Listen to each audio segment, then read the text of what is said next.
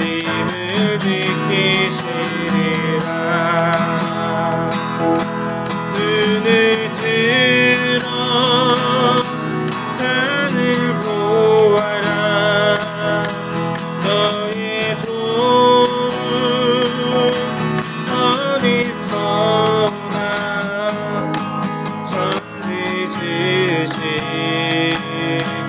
너를 만드신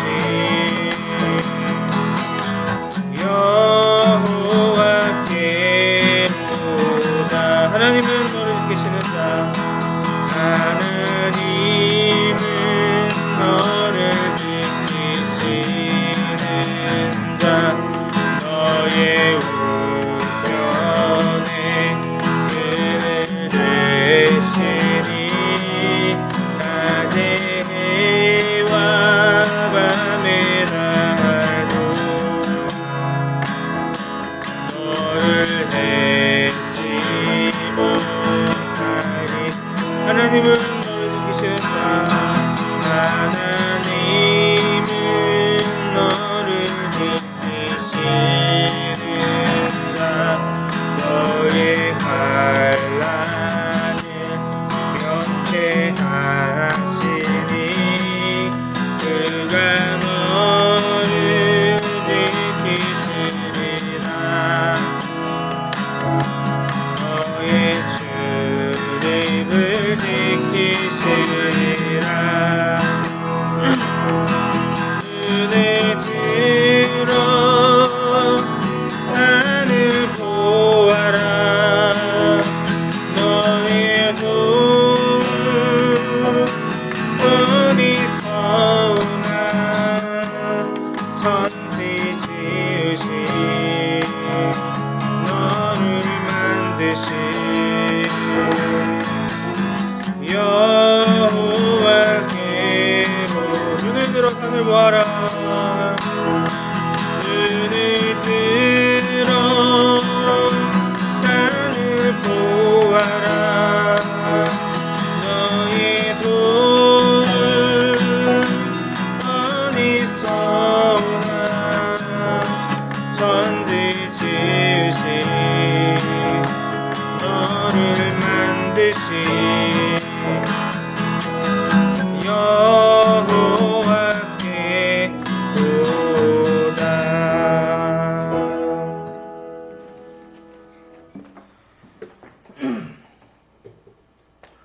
네, 우리 이 시간에 사도신경 하심으로 우리의 신앙을 고백하도록 하겠습니다.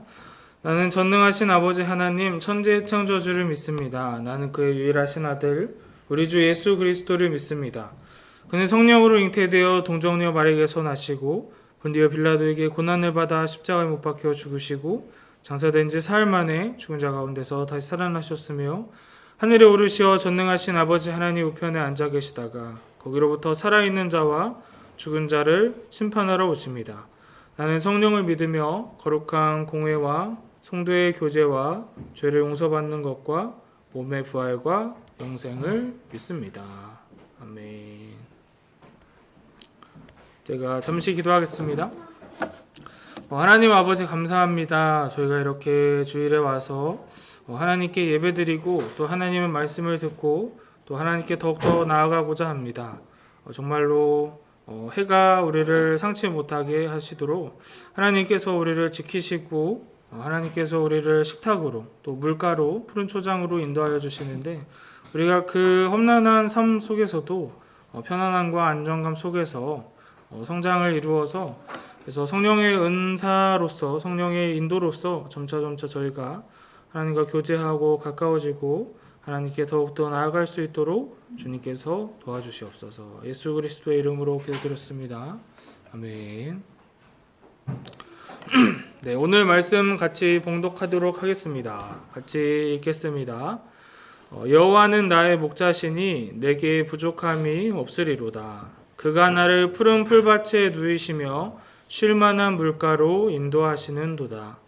내 영혼을 소생시키시고 자기 이름을 위하여 의의 길로 인도하시는도다.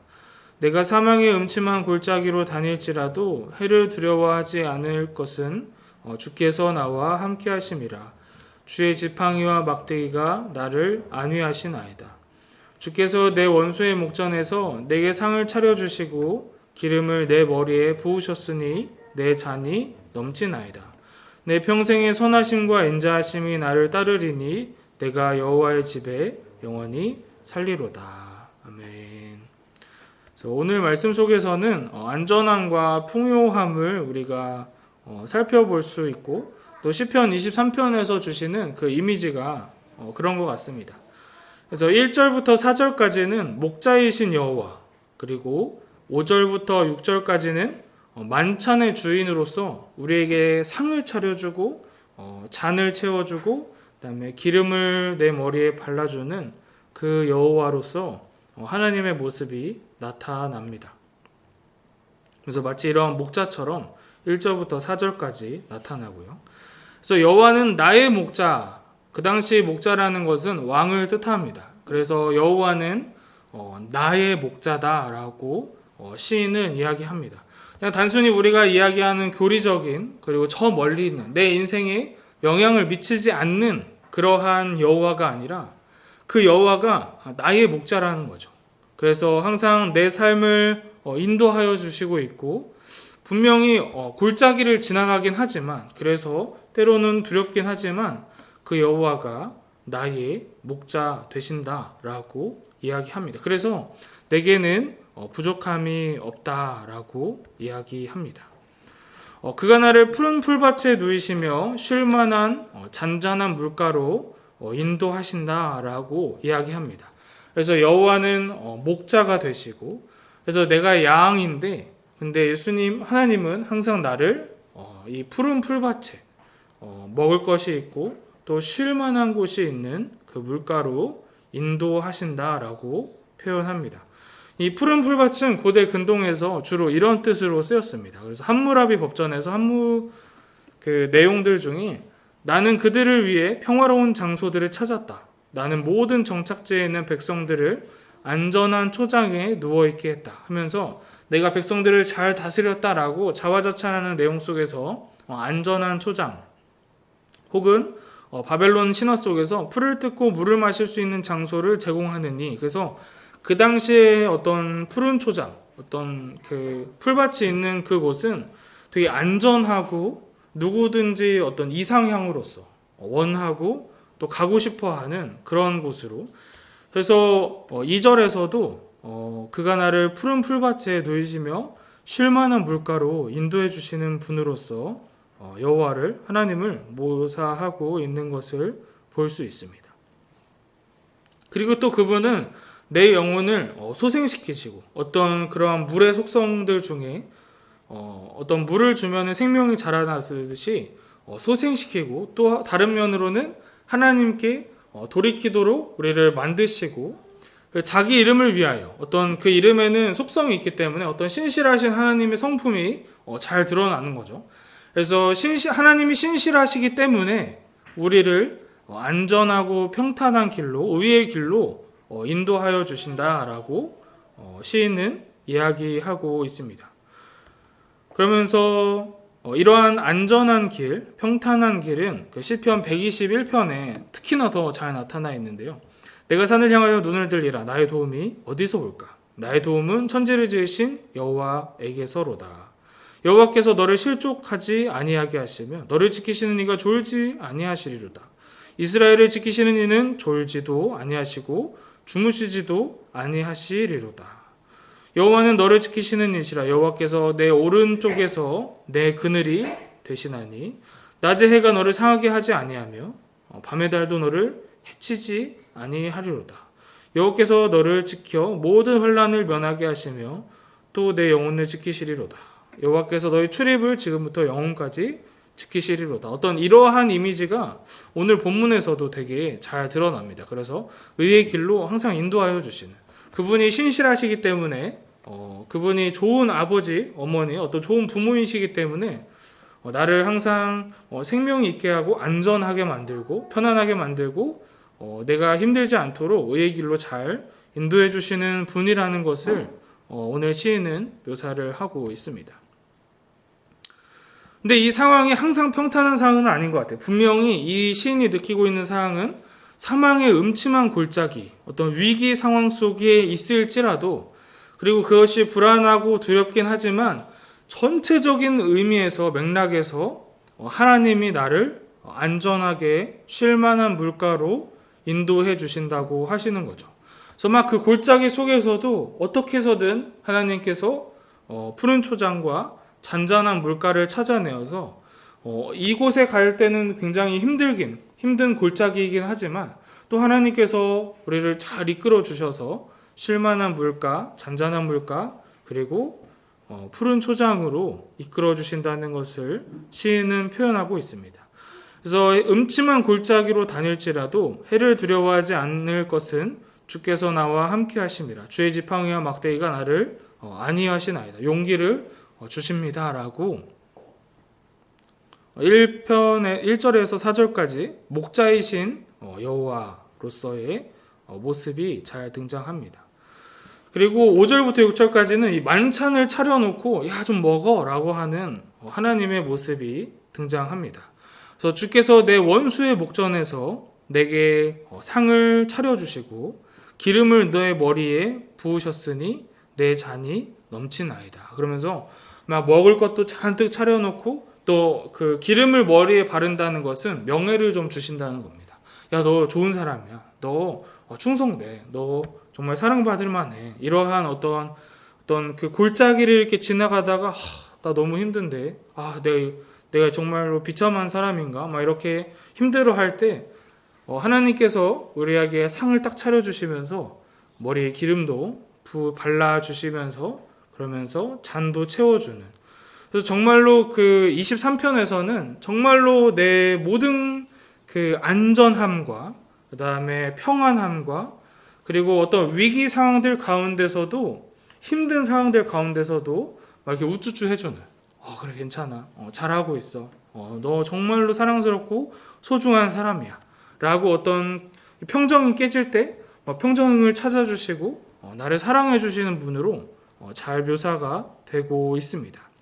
그러면서 내 평생의 선하심과 인자하심이 반드시 나를 따르리니 반드시 나를 따르리니 이 말을 원어적으로 표현하면 추격하리니 선하심과 인자하심이 너가 안전해질 때까지 추격할 거다. 이렇게 추적할 거다. 그래서 어떻게 해서든지 선하심과 인자하심이 나를 감싸고 그리고 나를 쫓아와서 그래서 이 어두운 골짜기, 사망의 음침한 골짜기 속에서 내가 두려워할지라도 하나님께서 선하심과 인자하심으로 추격하셔서 나를 그래서 내가 여호와의 집에 영원히 살 것을 시인은 이야기하고 있는 것 같습니다. 그래서 마치 오늘 말씀이 정말로 우리의 인생을 잘 드러내주는 그러한 말씀인 것 같습니다. 그래서 12제자를 예를 들어서 이 말씀을 어떻게 적용할지 한번 같이 살펴보려고 하는데요. 우리가 여태까지 다양한 말씀을 봤습니다. 그래서 수치심과 관련돼서 69장 6절 혹은 분노와 관련돼서 109장 18절 그래서 엄청 분노하는 그 시인의 모습 속에서는 막 이런 저주시 또 저주하기를 옷 입듯 하더니 저주가 물같이 그의 몸속으로 들어가며 기름같이 그의 뼛속으로 들어갔나이다. 저주가 그에게는 입는 옷 같고 항상 뛰는 띠와 같게 하소서. 그래서 나를 화나게 했던 그 사람에 대해서 막 저주하는 그래서 삶의 자리 속에서 너무 열받고 화나는 그 시인의 경험들을 우리가 같이 했었고요. 또 굉장히 수치스러워하는 모든 사람이 나를 비웃고 고개를 흔들며 술주정뱅이도 노래하면서 나를 비웃는 그 수치심 속에서 되게 슬퍼하는 시인의 모습도 보면서 사실 이 시편에서 나타나는 수많은 이 시편들이 우리가 살아가게 하는 삶의 자리를 잘 간접적으로 우리에게 경험해 주는 것 같습니다. 물론 이제 시편 안에서는 찬송시보다는 탄원시가 훨씬 더 많았죠. 그래서 우리의 인생이 행복할 수도 물론 있고 하나님께서 우리가 행복하길 바라시지만 그렇지만 우리의 인생 속에서는 탄원할 만한 일들이 더 많았음을 어렴풋이 알게 해주는 그래서 12제자로 이렇게 보면 12제자가 뭐 다양하게 있었겠죠. 12개를 그려놓진 않았지만 다양한 능력치를 가진 사람들이 있었을 겁니다.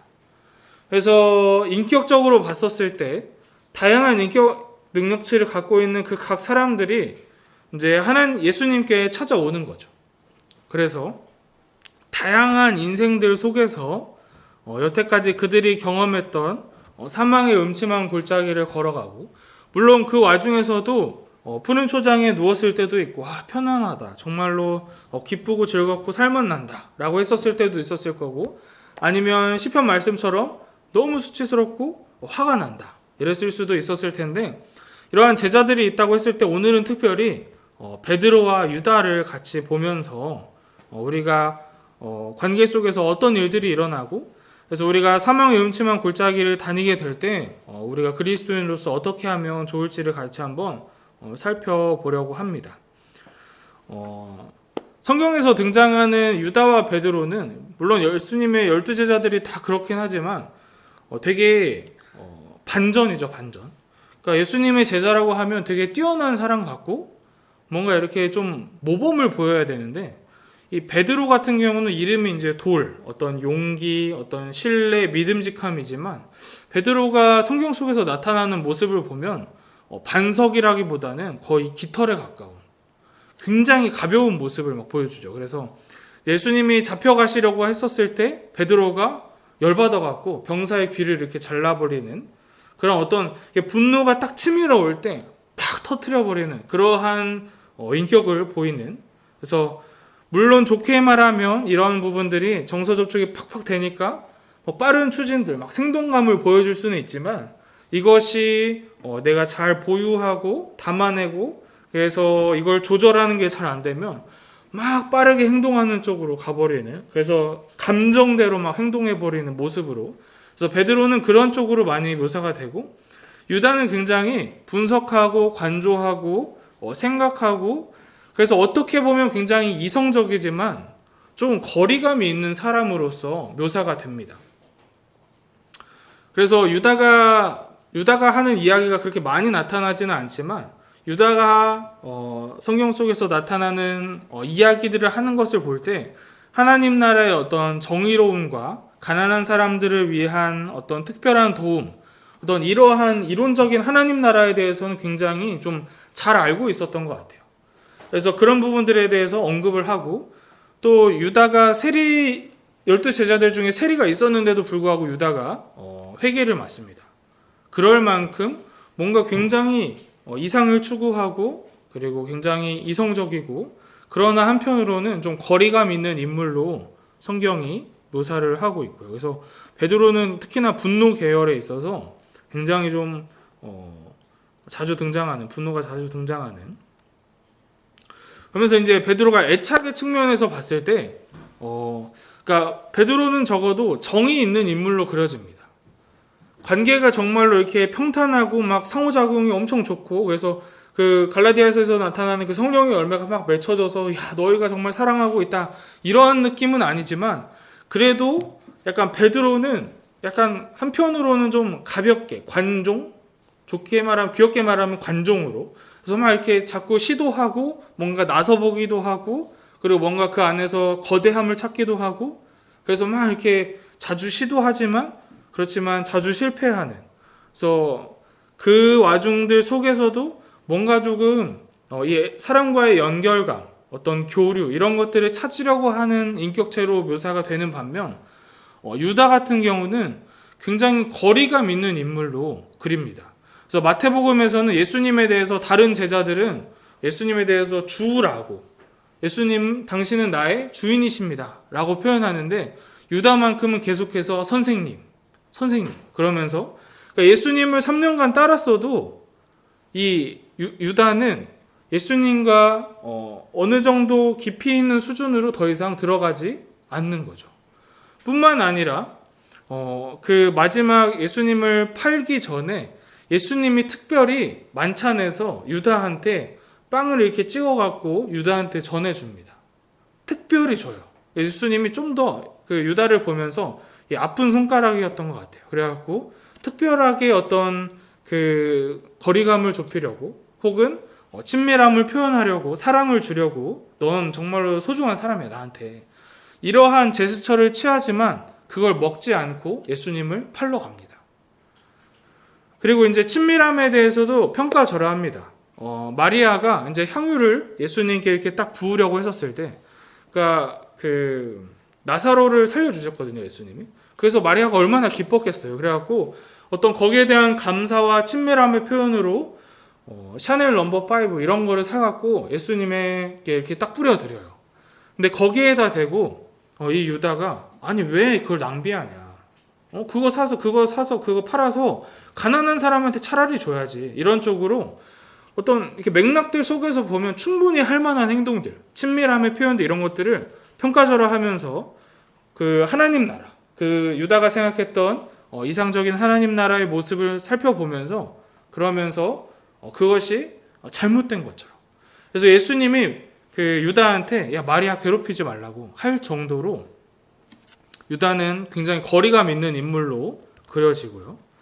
그리고 이제 베드로 같은 경우는 계속해서 이제 자기 과시를 많이 합니다. 그러니까 굉장히 거대해, 나는 뛰어나. 그래갖고 예수님 저는 예수님 배신 안 해요. 절대 배신 안 해요. 막 이런 식으로 어떤 과신하고 보여주고 또 이제 무리를 거두려고 막 하는 것처럼 어떤 나의 믿음이 대단해요라고 하는 어떤 그 배고픔, 자꾸 인정받고 싶고 뭔가 이렇게 반영받고 싶어하는 마음이 이제 평균 점수로 따졌을 때 5점이 평균이라고 하면 한 3점, 4점 정도 되는 사람. 근데 유다 같은 경우는 더 심했던 것 같아요. 친밀함을 평가절하할 정도로. 그러니까 끊임없이 계속해서 내가 좋은 느낌을 받을 수 있도록 뭔가 이렇게 충분히 좋은 일임에도 불구하고 그것을 평가절하하고 그것을 판단하고 조언을 줌으로써 내가 대단한 사람인 것을 얻기 위해서 노력했던 사람처럼 보여요. 그래서 세리라는 돈 관리하는 사람이 있었는데도 불구하고 그 돈 관리를 자기가 맡고 뿐만 아니라 마리아를 괴롭힌다라고 표현이 될 만큼 뭔가 계속해서 옆 사람을 이렇게 잡아먹으려고 하는. 그러니까 그 12제자 안에서도 계속해서 그 제자들과의 거리감, 예수님과의 거리감을 좁히지 못하고 계속 이렇게 겉도는 사람으로서 묘사가 되죠. 왜냐하면 계속 배고프니까. 너무 인정받고 싶어서 친밀함을 누리기 전에 애초에 옆 사람을 잡아먹게 되니까. 교류할 수 없게 되니까. 그런 인물로 묘사가 되고요. 또 베드로에게는 어떤 사랑받는 것이 중요한, 그리고 뛰어난 것이 중요한. 그래서 일형으로는 약간 히스테리컬, 약간 사랑받는 게 굉장히 중요하고, 다음에 두 번째는 굉장히 뛰어난 게 중요하고, 유다 같은 경우는 그 불안이 좀 더 컸던 것 같아요. 그래서 더 뛰어나야 돼, 더 똑똑하고 더 이상적이어야 돼. 막 이러한 인격의 모습으로서 좀 그려집니다.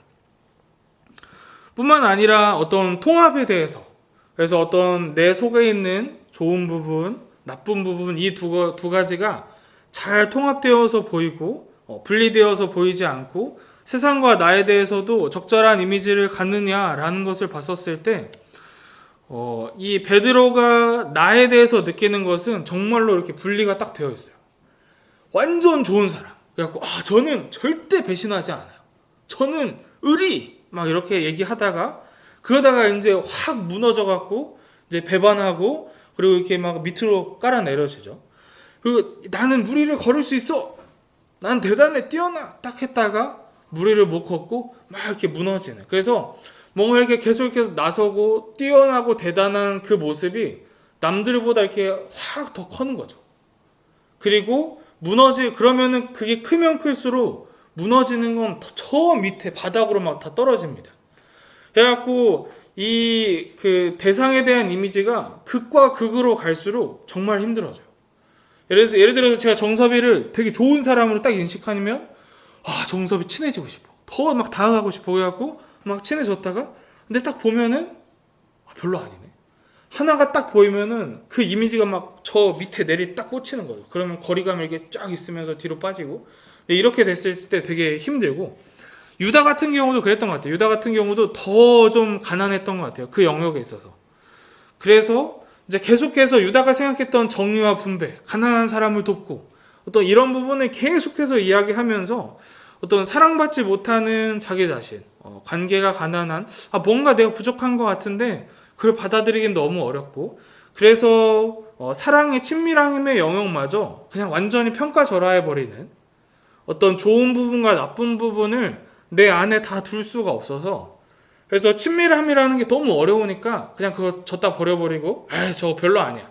그리고 정의와 분배, 하나님 나라는 정의와 분배 아닙니까?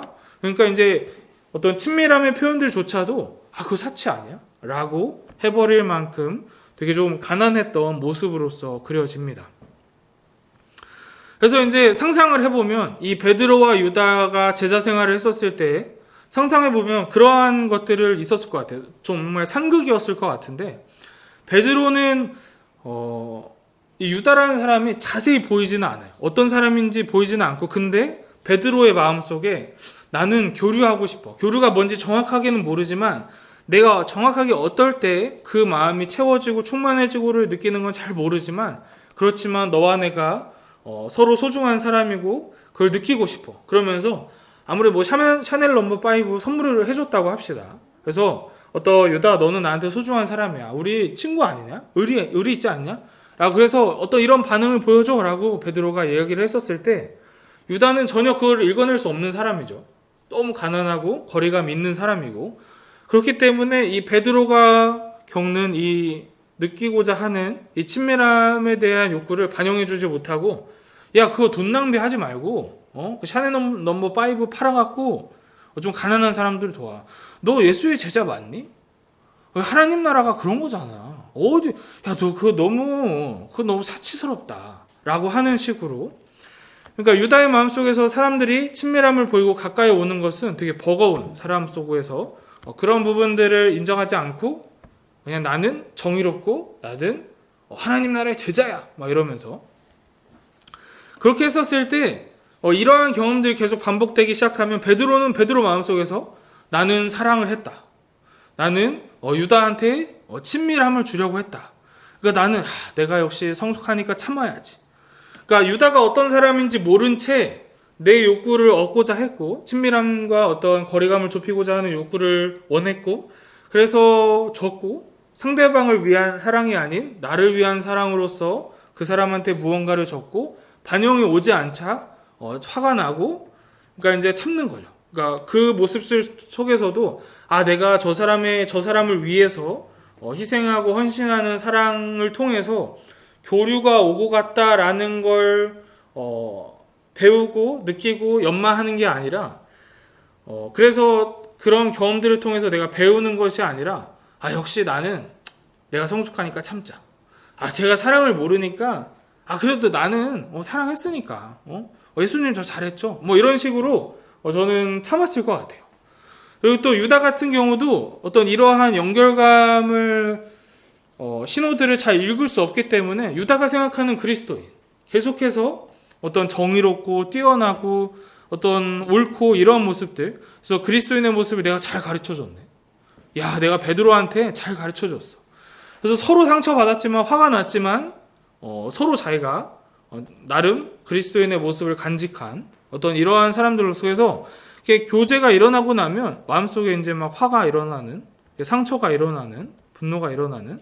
그래서 우리가 원하는 어떤 성경에서 이야기하는 사람과 사람이 어떤 교류하고 충만해지고 교감이 있고 성령의 열매가 맺어지는 그러한 사랑이 아니라 일방적인, 그래서 자기 것만 얻어내는 그러한 모습을, 이런 건 꿈도 꾸지 못하고, 그래서 유다가 베드로가 막 상호작용하기 시작하면 가슴속에서 막 화가 막 생기고 상처받고 막 이랬던, 뿐만 아니라 야고보도 굉장히 대단한 사람으로 그려집니다. 그래갖고 인정과 명예가 굉장히 중요해서 이 야고보 같은 경우도 예수님이 큰일 하실 때 저 한 자리 좀 차지할래요, 이런 얘기를 예수님께 하죠. 그리고 또 얼마나 좀 극단적인지, 사마리아 사람들이 자기를 무시하니까 나를 무시해? 예수님 제가 불벼락을 내려서 저 사람들 죽여버리라고 기도할까요? 막 이러한 얘기를 합니다. 그러니까 유다, 야고보, 베드로가 상호작용을 하면은 얼마나 막 이렇게 그 사망의 음침한 골짜기를 걸어가게 됐었을지 우리가 상상해 보게 되고, 또 얼마나 그 삶들이 힘들었을까. 특히나 유다 같은 경우는 예수님께서 낫지 않았으면 좋았을 뻔한 사람이라고 했었을 만큼 그의 인생이 굉장히 사실은 거리감이 있었고 좀 비참하고 힘들었고, 이러한 모습들 속으로 남들보다 조금 더 사망의 음침한 골짜기를 더 걸어갔을 것 같은 그러한 모습으로 그려집니다. 그래서 정말로 그 성령이 임하기 전에 이 유다와 베드로와 야고보가 겪었을 그러한 성경의 묘사들을 보면 막 충만하고 교감이 있고 막 사랑이 넘치고 막 의미 있고 막 서로 더 깊어지고 막 서로 얼마만큼 더 사랑하는지 이게 막 이렇게 무용단처럼 이렇게 가고 하는 게 아니라 서로 잡아먹지 못해서 안달인 모습으로 오히려 예수님의 제자들이 묘사가 됩니다.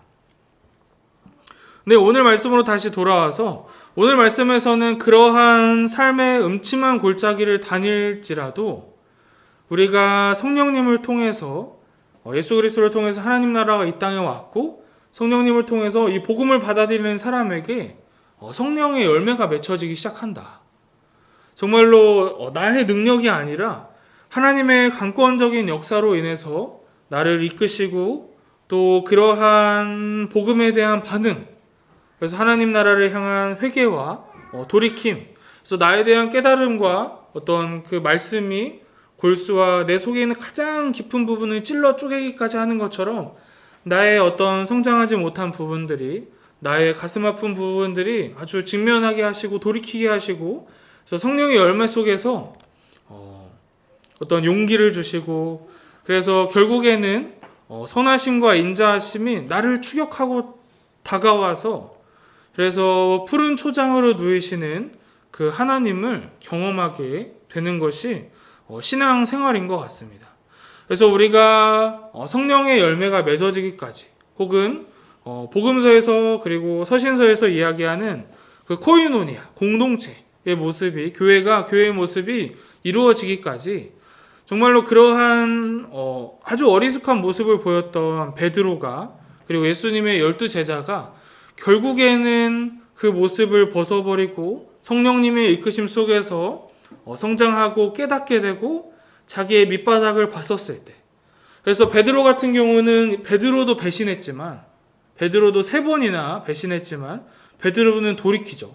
회개하고 돌이키고, 그래서 예수님이 네가 날 사랑하느냐 3번 물어봤었을 때 죄인입니다 라고 고백했던 것처럼, 그런 것처럼 이 돌이킴, 나에 대한 밑바닥을 보고 그리고 그 속에서 성장함으로써 베드로가 시간이 지나면서 나중에는 초대 교회의 큰 어른으로서 밥상이 차려지면 막 내가 배고파갖고 막 다 뺏어먹고 하는 그 어렸던 베드로가 이제는 다른 사람들이 반찬을 얼마나 먹는지, 누가 덜 먹는지, 그럼 내 걸 좀 줘서 반찬을 주기도 하는 그러한 어른으로서 성장해 나가는 것을 봤었을 때에 우리가 정말로 이 성령의 역사, 우리를 이끄시고 도우시고 그래서 성령의 열매가 맺혀지게 하는 그 성령님의 인도를 따라가면서 우리가 같이 동역하고, 그래서 성령님의 역사가 나를 깨닫게 하고 내 죄를 보게 하고 하나님을 바라보게 하고 희망을 품게 하는 일이지 않습니까?